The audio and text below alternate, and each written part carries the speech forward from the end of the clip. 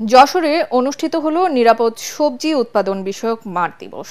PKSF এর আর্থিক ও কারিগরি সহায়তায় ও আদ্দিন ওয়েলফেয়ার সেন্টারের কৃষি ইউনিট আয়োজিত মাঠ দিবসে প্রধান অতিথি ছিলেন সহকারী কৃষি কর্মকর্তা আনুতোষ কুমার দাস। এ সময় কৃষি উদ্যোক্তাদের নিরাপদ ফসল উৎপাদনে করণীয় নানা বিষয়ে পরামর্শ দেন তিনি। যশোর থেকে তামান্না ফারজানার পাঠানো তথ্য ও ছবি নিয়ে আরও জানাচ্ছেন আশিকুর রহমান।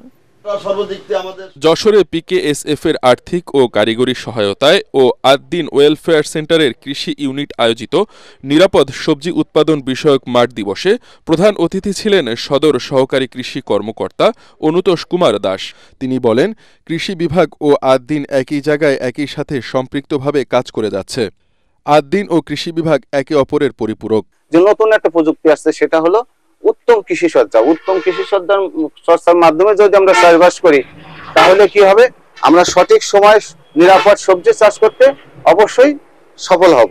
এ সময় আরও উপস্থিত ছিলেন আদ্দিনের যশোর জোনের জোনাল ম্যানেজার তরিকুল ইসলাম, খাজুরা শাখার শাখা ব্যবস্থাপক উত্তম কুমার কুণ্ডু, আদ্দিন ওয়েলফেয়ার সেন্টারের কৃষি কর্মকর্তা নাজমুল হোসেন ও মৎস্য কর্মকর্তা সাদ আহমদ। আদ্দিনের যশোর জোনের জোনাল ম্যানেজার বলেন, শুধু এখন নয়, ভবিষ্যতেও কৃষকদের সব ধরনের সহযোগিতা করবে আদ্দিন।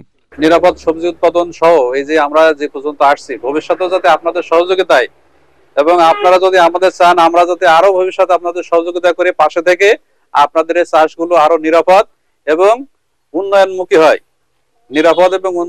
হয়, সে চেষ্টা করবেন। আমরা যেভাবে পরামর্শ দিই, আপনারা আমাদের কৃষিবিদ আছে, তারা যেভাবে পরামর্শ দেয় সেভাবে আপনারা কাজ করবেন।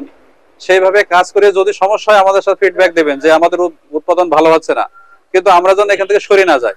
কৃষকদের প্রদানকৃত প্রদর্শনীর ফলাফল নিয়ে আয়োজিত মাঠ দিবসে ফসল হিসেবে ছিল নঙ্গরপুরি করলা। আদ্দিনের সহযোগিতায় উন্নত জাতের এই করলা যশোর থেকে ১৫০ জন কৃষক ২০০ বিঘা জমিতে চাষ করছেন। Bureau report, ATN Bangla.